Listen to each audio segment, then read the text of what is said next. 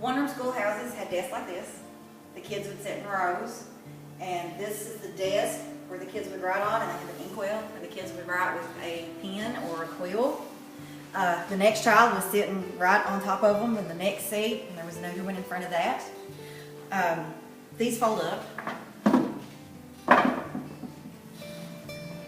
This is a school bell that was used by a school teacher. This actually belonged to Bob Smith's maternal grandfather. His name was, I can't see,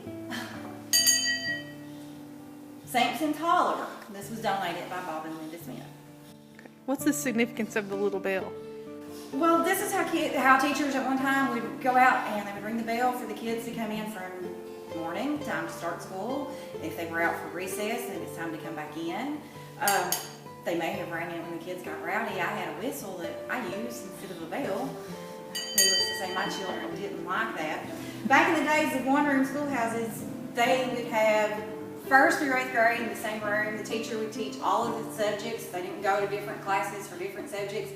There were no special classes for kids with different abilities. Everybody was in the same room, and everybody was expected pretty much to learn the same way. They didn't promote kids when they didn't catch on. They made them stay back until they got it as best they could. But a lot of kids would stop at 8th grade and never go on to high school. Okay, well, this is a teacher record book from the Big Andy School, and it was from the school year 1929-1930.